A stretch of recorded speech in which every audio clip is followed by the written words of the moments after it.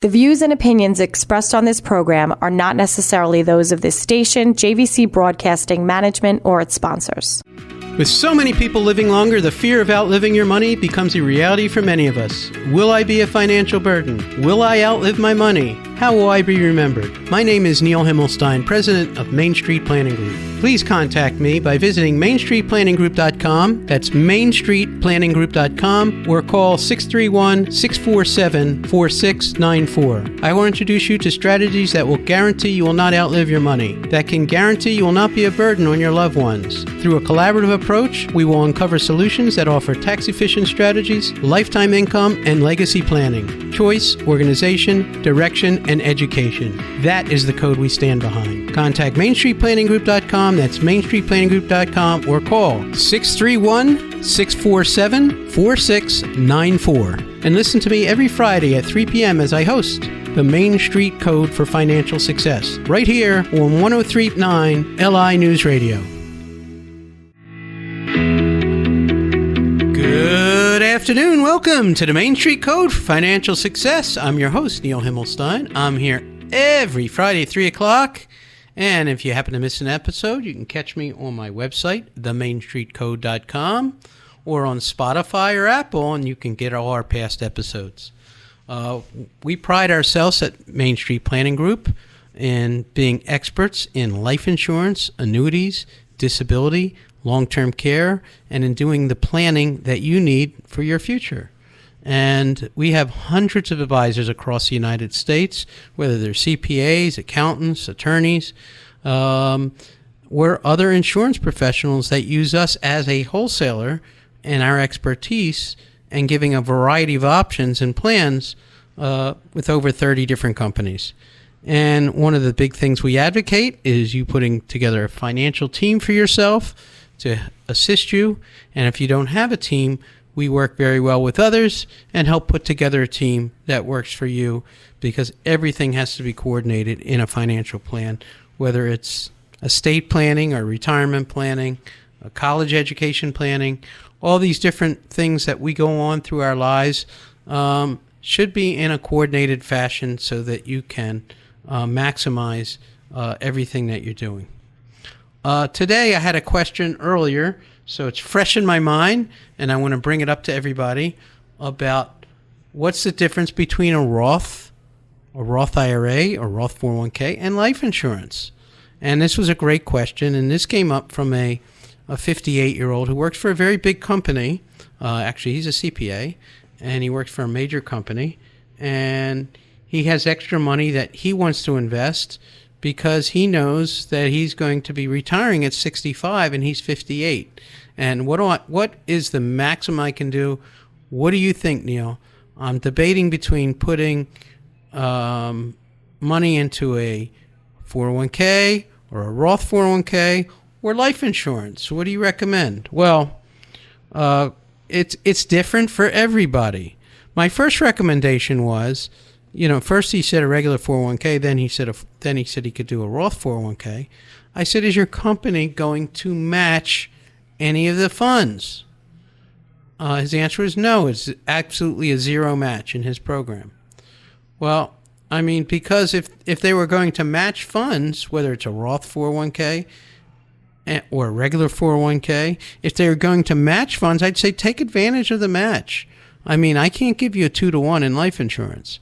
So I would take advantage up to the max that you can do. A lot of plans will match up to 6% or match up to 3% of whatever you put in.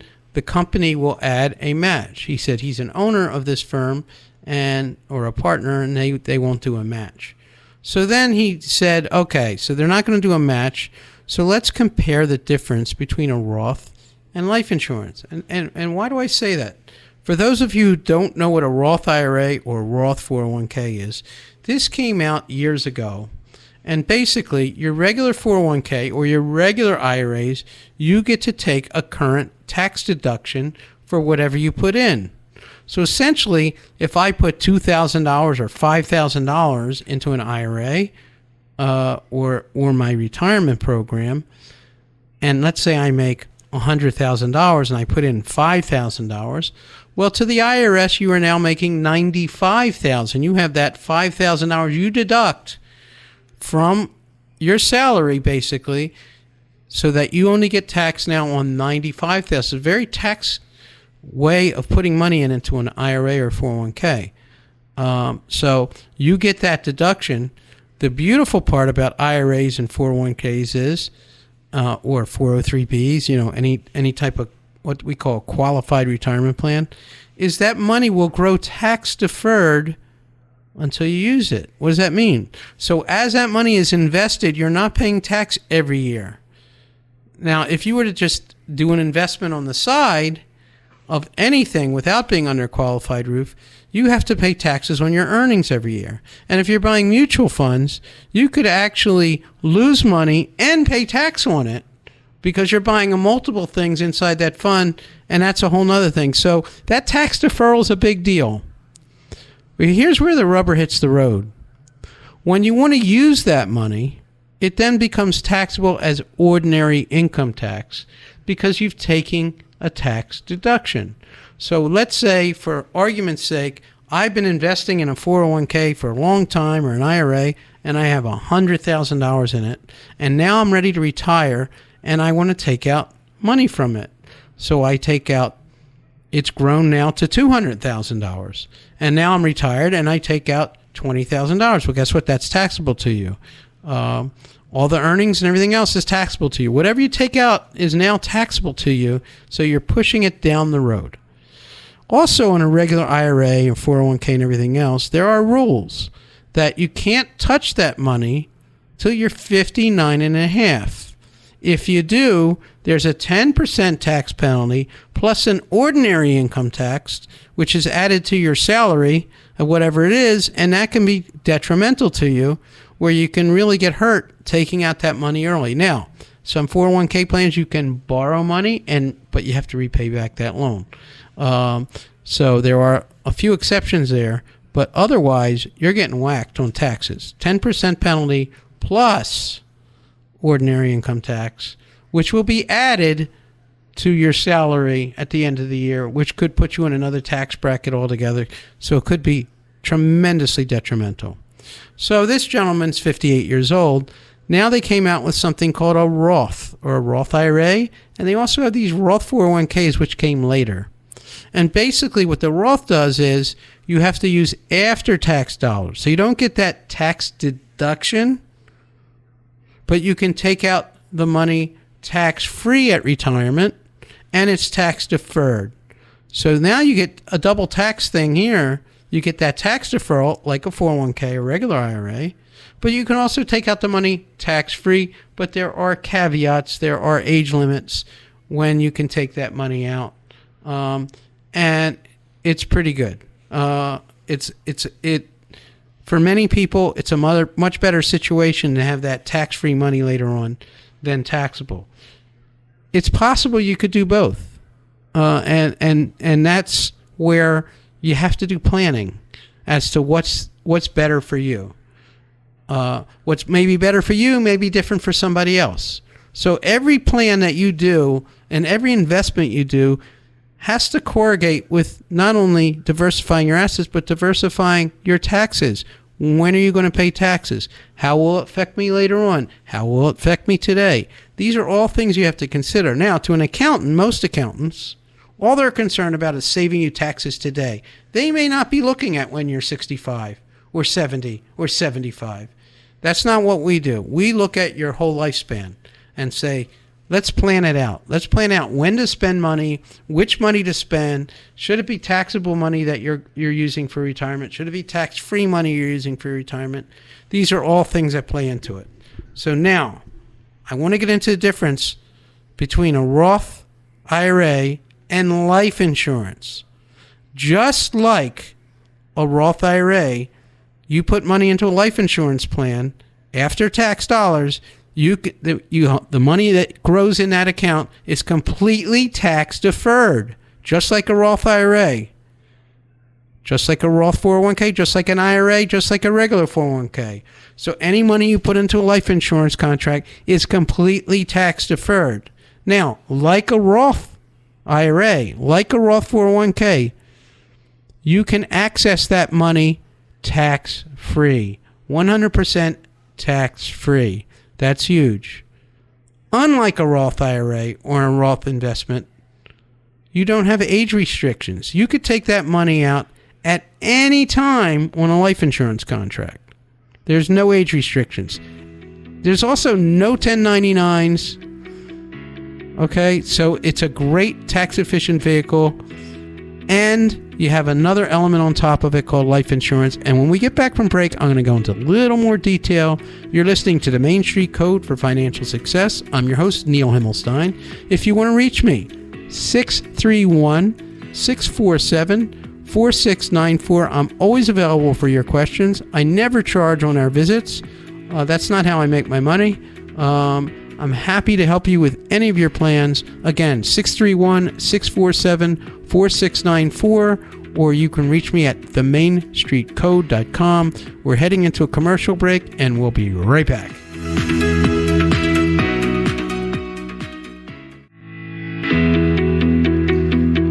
Welcome back to the Main Street Code for Financial Success. I'm your host, Neil Himmelstein, and I'm happy to be here today. Beautiful day here on Long Island.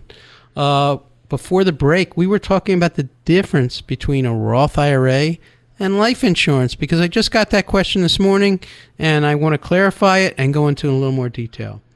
So, to get back to where we were, I had a 58-year-old who was determining what should be better. Should I put my money into this Roth 401k or life insurance? So, this gentleman, I asked, do you have a match with your Roth 401k? His company does not offer a match. So, okay. So now let's go apples for apples.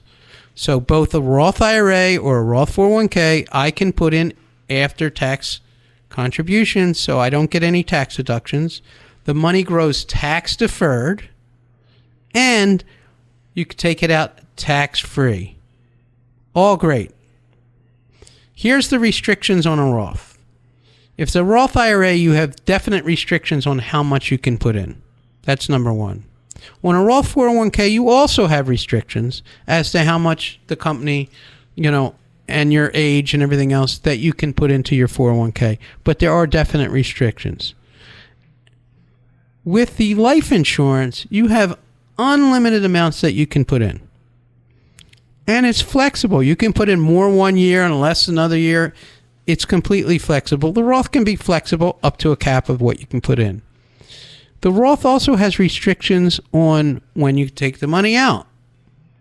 So typically you have to wait till you're 59 and a half. There's also other little rules for college and 5-year rules and emergencies. But in general, with life insurance, 0 age restrictions and everything else. Life insurance has one other element that a Roth doesn't have, and that's called life insurance. There's a death benefit, and that death benefit is tax-free.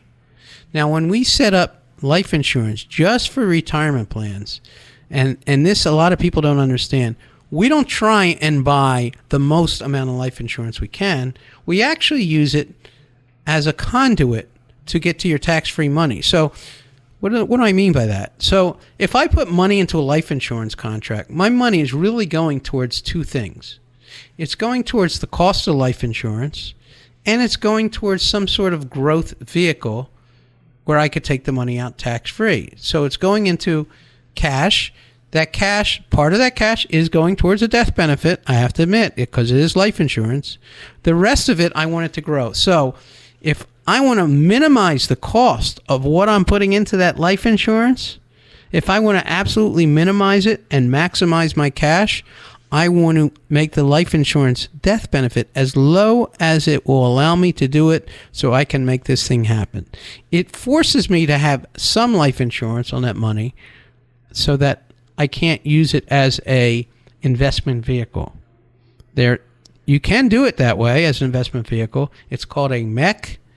But for this purposes, comparing it to Roth, we don't do it. We do it so it doesn't do a MEC. Now, that death benefit can grow with my cash, or it could stay level. If I want to really be able to put a lot of money into it, I'll let it grow. Now, a lot of the life policies I use today, unlike a Roth, have a hedge inside of them like an index. Now, I love index life insurance. It's called Index Universal Life Insurance. Or you can use a whole life insurance. Whole life isn't quite as flexible, but does very well and pays dividends. An index is not really like an investment. Like now for a 58-year-old, you want to invest and you want to put your money into mutual funds and stocks or whatever that Roth 401k can do. That's all well and good, but can you really afford to retire at 65 and hit a market that goes down 30%? At a certain point in your life, you can't take hits. You got to preserve. So what the index life does is it has a floor of 0%. And then even though it's a fixed product, it will track the index, like an S&P index. It could be a high dividend index, but it'll track an index rather than be purchasing individual product. You're actually tracking in indices. And that index, let's say, can go from 0 to 10. And why do I say 0 to 10?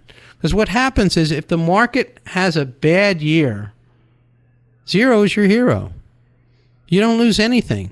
The only thing that comes out of that life insurance policy and the cash that you've put in and the growth you've put in is that cost of insurance. And like I said, we keep that cost of insurance as low as possible by keeping the face amount down, not up, so that you have that growth of cash. So that's how we structure these things to make it work for your retirement. What a great vehicle to have at retirement. Now, if you're one of those great savers and you're doing everything you can and you're doing really well and you're putting all your money into IRAs and 401ks, I'm going to tell you to stop because you need a balance. Because what happens at retirement, if all the money you have in the world is tied up into 401k or an IRA, what happens? Every dollar you touch at retirement will be taxable. See, and the myth is, and the government says, oh, you're going to be in a lower tax bracket when you retire. I'd like to ask any of you, anybody I talk to, do you think 20 years from now you're going to be in a lower tax bracket than you are now, or 10 years from now, or 30 years from now? With the amount of debt that this government has, and I'm not trying to be political, I'm being straight, candid, honest. We got a lot of debt. And how do they service that debt? Well, the biggest thing they do is tax. That's what the government does. That's how they collect money to pay their debt and to pay for things. It's taxes. So whether it's an estate tax, an income tax, or this tax. So do you really think you're going to be in a lower tax bracket as we have more and more social programs and or roads to repair or wars? If you think that, then dump all your money into an IRA and 401k and sleep at night, and then you have to pay a tax. There's another thing that happens when we retire. When you take that income out at retirement and you're taking all taxable income out, it will force your Social Security into a high tax state. So anything you take from Social Security now will be taxable more. And once you retire at age 65 and you go on Medicare Part B, there's a little thing called IRMA, where if you start taking income after 65, taxable income, that it will add to your Medicare Part B costs that you're getting from the government. So instead of paying $150 a month, maybe you could pay $600 a month for part of your Medicare insurance because of this thing called IRMA, which most advisors don't even talk about. So when we're doing income planning, later in stage income planning, we want to have envelopes that are tax-free, that are not taxable, that, like life insurance, is not taxable. So you take money out, there's no IRMA reporting. None. There's no tax reporting. There's no 1099s. There's no taxes. So it doesn't add, and you're taking Social Security at the same time, that's okay. You'll stay in that lower tax bracket so you don't get whacked. It's a big deal. So life insurance is a very, very powerful tool to add to some of your other programs, either exclusively or with what a great retirement planning tool. And let's not forget, it has a death benefit. It's life insurance. And that death benefit is tax-free. Not taxable, tax-free. That's a big deal. Now, if you leave your 401k or an IRA to your kids, you're putting them in a tax burden. And if you've listened to previous shows, I just got back from Hawaii and I was on a panel discussing this. If you're leaving your IRA to a kid or to your next, you're really giving them a burden because they're going to have to take that money out over 10 years and it's completely taxable and could set them off in another tax bracket. And if you have a large estate, it could be estate taxable and you might be giving away 80% of that IRA without even realizing it.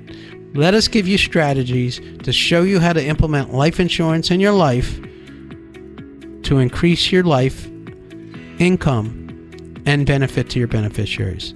You've been listening to the Main Street Code for Financial Success. This is Neil Himmelstein. I can reach you for any questions or comments, 631-647-4694. Visit me on themainstreetcode.com. And if you want to hear this episode again, go to Apple or Spotify, go to the Main Street Code, and you can listen to me again. Thanks. Have a great weekend, everybody.